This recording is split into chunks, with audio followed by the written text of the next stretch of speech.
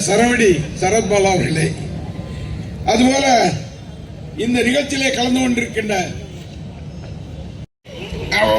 விஜய் வாழ்க விஜய் வாழ்க என்று போர் கொடி தூக்கிய என் சகோதரன் டிவிக்கே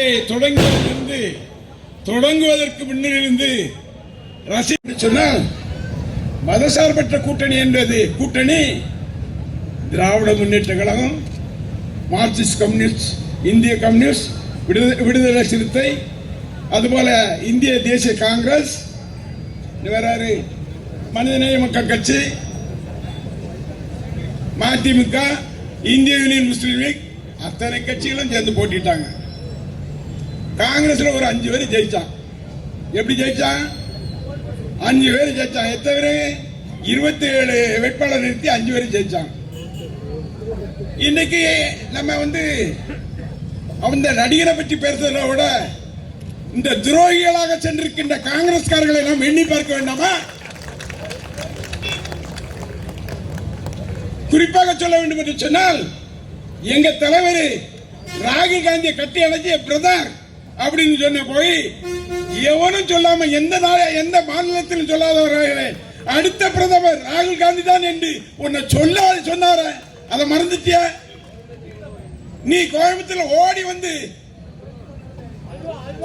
அல்வாவா ஸ்வீட்டா அல்வா வாங்கிட்டு வந்து எங்க தலைவருக்கு அல்வா கொடுத்து கட்டி பிடிச்ச, அதை மறந்துட்டியா? ஆனா துரோகி பயிர்களா காங்கிரஸ்காரங்களா, ஜெயிச்சு 5 பேரும் உடனே அங்க ஓடி இருக்கிற உங்கள் வாய் துரோகி நாட்டில் உண்டா? இன்னைக்கு ராகுல் காந்தி அவர்கள் நான் அடுத்த பிரதமராக வருவேன் என்று சொன்னால் எப்படி வருவார்? எப்படி வருவார்? இவங்க எல்லாம் என்ன நினைக்கிறாங்க தெரியும்? மத அடிப்படையில் எப்படியாவது வேஷம் போட்டு இங்க தமிழ்நாட்டில் பாராளுமன்ற உறுப்பினர் தேர்ந்தெடுத்துடலாங்கிற கனவு காண்கின்ற வகையிலே ராகுல் காந்தி இருக்கின்றார் என்று சொன்னால், ராகுல் காந்தி அவர்களே, தமிழ்நாடு மக்கள் உங்கள் மூஞ்சிலே கருப்பை பூசுவார்களை தவிர எந்த ஒரு வெற்றியும் நீங்கள் பெற முடியாது. உங்க அம்மா இந்திரா காந்தி அம்மா தான் அவங்க அம்மா பாட்டியா? சோனியா அவங்க அம்மாவா? அந்த அம்மா ஒண்ணு சொல்லக்கூடாது, நல்ல அம்மா. அது அந்த அம்மா நல்ல அம்மா.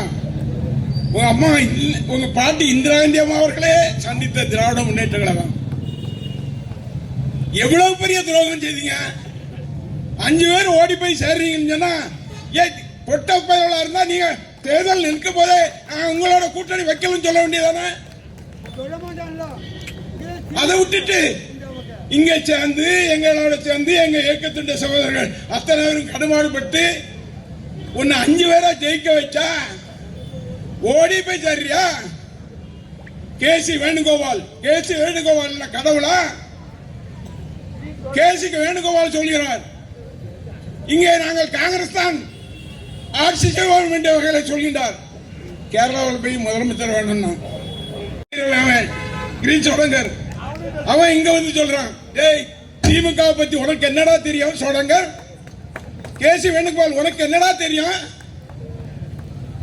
திராவிட முன்னேற்ற கழகத்தை வீழ்த்தி விட என்று கனவு காண்கிறீர்களா? கனவு காணாதீர்கள். எங்களுடைய தலைவர் இருக்கின்றார், எங்களுடைய தலைவர் இளம் தலைவர் இருக்கின்றார், எங்களுடைய பாராளுமன்ற உறுப்பினர் இருக்கின்றார்.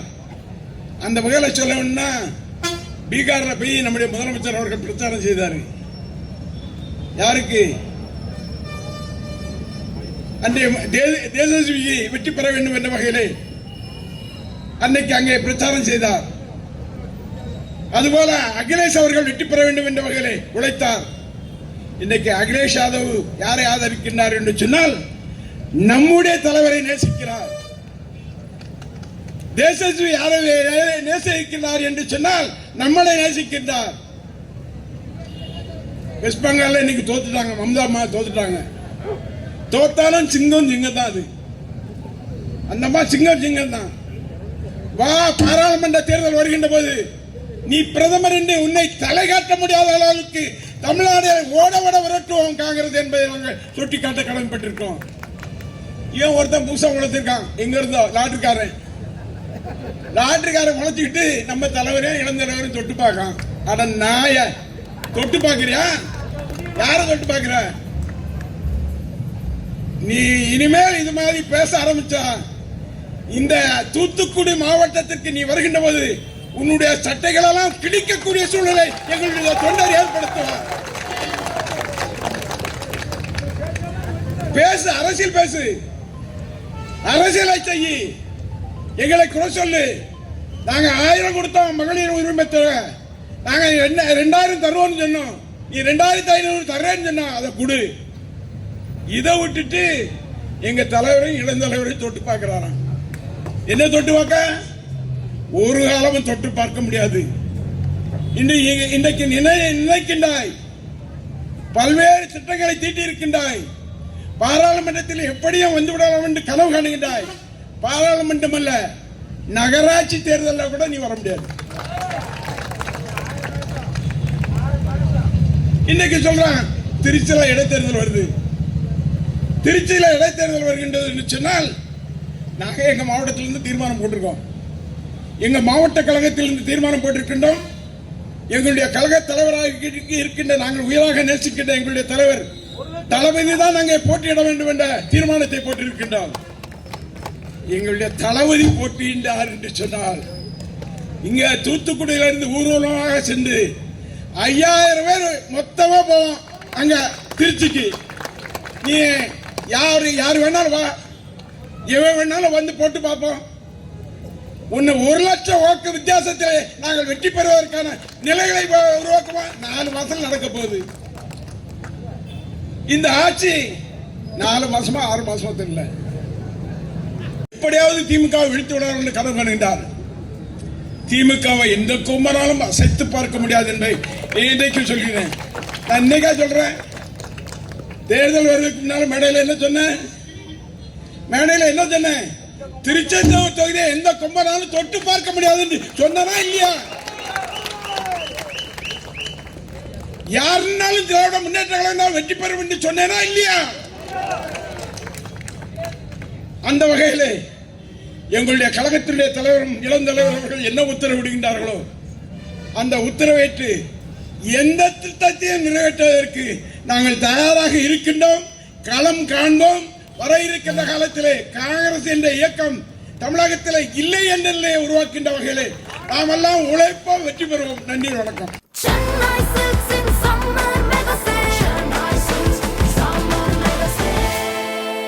The Chennai Silks in Mega Summer Sale.